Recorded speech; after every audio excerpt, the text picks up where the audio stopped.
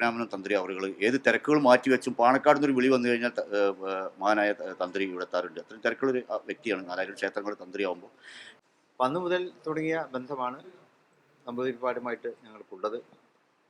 അത് ഇന്നും വളരെ നല്ല നിലക്ക് തന്നെ തുടർന്നുകൊണ്ടിരിക്കുന്നു. ഓണാശംസകൾ നേർന്നുകൊണ്ടുള്ള തന്ത്രി അവരുടെ ഒരുമയുടെ ഈ സന്ദേശം വർഷാവർഷം പാണക്കാട്ട് എത്തുന്നത് അത് തീർച്ചയായും ഈ ഒരു പ്രതീകമാണ്, ഒരു സൗഹൃദത്തിൻ്റെ കൈമാറലാണ്. ഈ കഴിഞ്ഞ വർഷം വന്നിരുന്നു,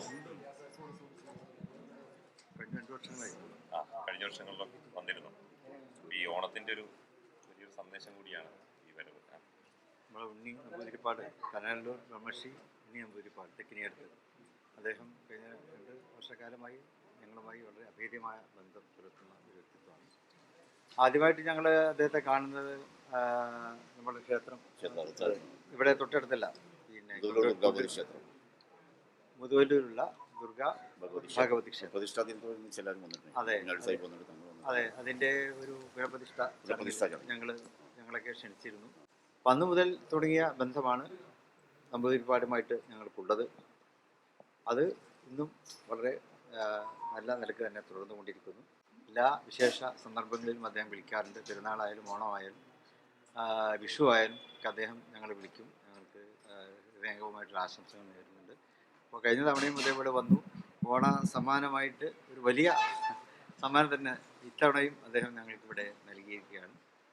ഞങ്ങളുടെ കുടുംബവുമായിട്ട് അദ്ദേഹം വളരെ ബഹുമാനം പുലർത്തുന്ന ഒരു വ്യക്തിത്വമാണ്.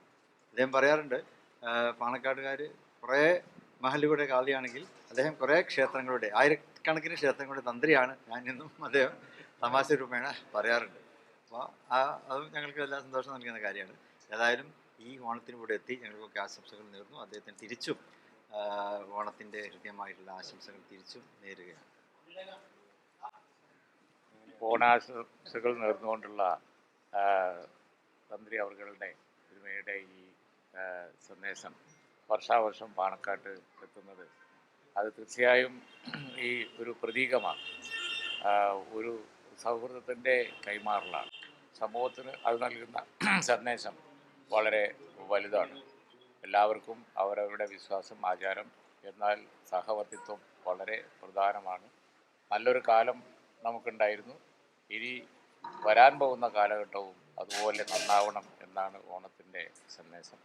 ആ നല്ല കാലം വരട്ടെ എന്ന ആശംസ പരസ്പരം ഇവർ 2 കുടുംബം നേരുമ്പോൾ, 2 ഈ സ്ഥാനീയർ നേരുമ്പോൾ അത് സമൂഹത്തിന് നൽകുന്ന സന്ദേശം വളരെ വലുതാണ്. അതാണ് ഈ ചടങ്ങിൻ്റെ ഒരു മധുരവും അതുപോലെ തന്നെ ഇതിൻ്റെ നന്മയും അതാണ്. പിന്നെ തന്ത്രി വേറൊരു കാര്യം പറഞ്ഞിരുന്നു, സാധാരണ തിരുവോണത്തിനാണ് വരാറുള്ളത്. അപ്പോൾ ഇത്തവണ അദ്ദേഹം പറഞ്ഞാൽ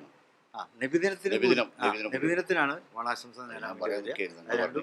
ഈ ആഘോഷം പരസ്പര സ്നേഹത്തിൻ്റെ ആഘോഷമാണ്. അതുകൊണ്ട് നബിദിനത്തിനാണ് ഇവിടെ വരിക ഓണം നേർന്നുകൊണ്ട് എന്ന് പറയുന്നത്. യാദൃശികമായിട്ട് 2 ഒന്നിച്ച് വന്നതിൻ്റെ ഒരു മഹത്വം പ്രത്യേകമുണ്ട്.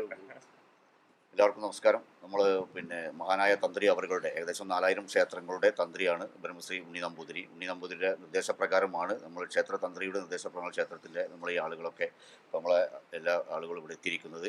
നമുക്കിതിൽ ഇന്ന് തന്ത്രി കഴിഞ്ഞ ആഴ്ച വിളിച്ചോളും പറഞ്ഞിട്ടുണ്ട്, നമ്മൾ പോകാൻ വിടരുത് കേട്ടോ, നമ്മളെല്ലാ വർഷവും തങ്ങളായിട്ട് ബന്ധപ്പെടണം. അവരായിട്ട് നമ്മളെ ക്ഷേത്ര പുനരുദ്ധാരണമായി ബന്ധപ്പെട്ട കാര്യം നടക്കുമ്പോഴാണ് തന്ത്രി അവരുടെ ബന്ധപ്പെടുകയും അതിന് ശേഷം തന്ത്രി അവരുടെ ഇവിടുത്തെ ഡയാലിസ് സെൻ്ററിൻ്റെ ഉദ്ഘാടനം മറ്റേ ജബ്ബാറാജി ഉൾപ്പെടെയുള്ള ആളുകൾ അദ്ദേഹത്തെ ക്ഷണിച്ച് ഓരോ പ്രോഗ്രാമിനും തന്ത്രി അവർ ഏത് തിരക്കുകൾ മാറ്റിവെച്ചും പാണക്കാട് നിന്നൊരു വിളി വന്നു കഴിഞ്ഞാൽ മഹാനായ തന്ത്രി ഇവിടെ എത്താറുണ്ട്. അത്രയും തിരക്കുള്ളൊരു വ്യക്തിയാണ് 4000 ക്ഷേത്രങ്ങൾ തന്ത്രിയാവുമ്പോൾ.